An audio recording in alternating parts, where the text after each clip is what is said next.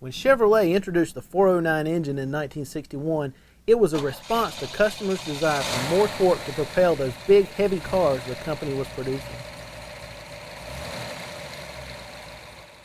The new engine quickly found its way into Impalas, Bel Airs, and even Biscaynes like the 62 model you see here. Based on the existing 348, the 409 boasted a 4.312-inch bore, 3.5 inches of stroke, and, thanks to 11 1/4 to 1 compression and a solid flat tappet cam, produced 425 horsepower in 1963.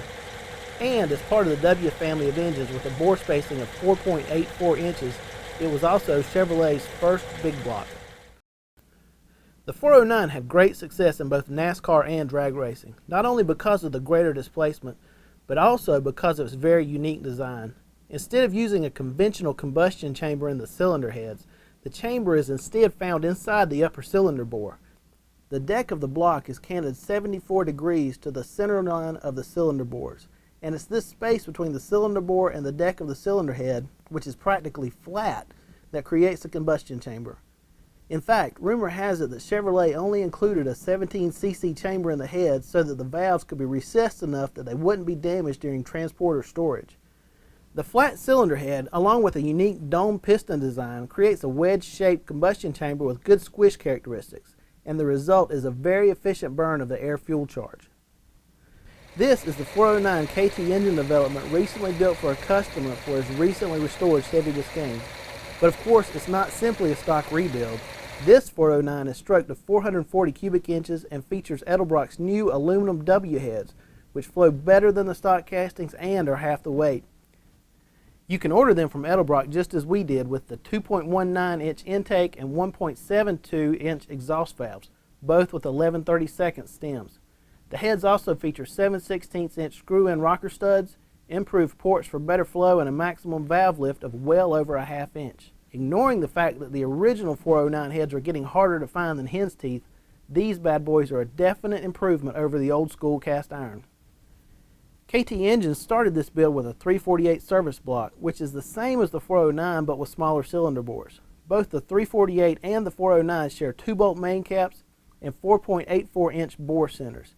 And the 348 cylinder bores also have enough meat that they can be bored out to the 409's 4.312-inch diameter and beyond, with plenty of wall thickness remaining. Besides the Edelbrock heads, another cool facet of this build is the stroker package that KT Engines put together. Instead of going with an expensive custom crank or weakening a stock crank by offset grinding the rod journals, they're using a stock crank from a big block Chevy. After all, you can get them forged from the factory and ready to handle big horsepower. This crank originally came in 396 and 427-inch big blocks and has a 3.76-inch stroke and the same 2.498-inch main journal diameter as the 409.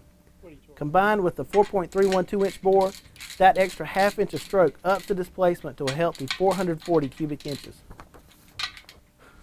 Of course, anytime you stroke an engine, you have to watch out for horsepower losses through windage, because that extra reach on the crankshaft wants to get down and whip up the oil in the pan. You can cure this with a deeper custom oil pan, but the goal of this build is to create a sleeper that looks as close to stock as possible. Instead, the crank's counterweights have been knife-edged and profiled.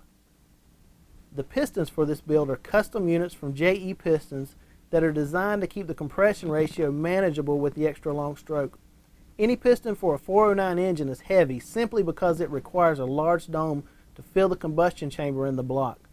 For example, these pistons use a .465-inch dome, which makes the compression height, that's the distance from the center of the wrist pin to the top of the piston, an incredible 1.6 inches. And even with a modern lightweight design like JE employed here, the piston weight is still a relatively heavy 784 grams. Because the necessary dome makes 409 pistons heavy, it's usually not a good idea to just slap any old connecting rod on for a performance build.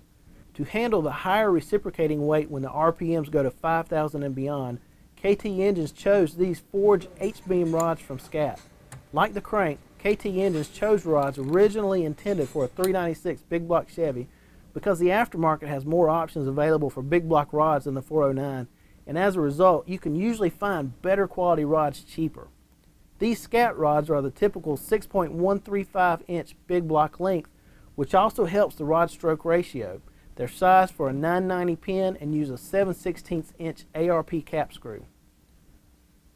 Once the pistons and rods are together, they're outfitted with a fairly standard 1/16, 1/16, 3/16 ring package and prepped for installation in the block.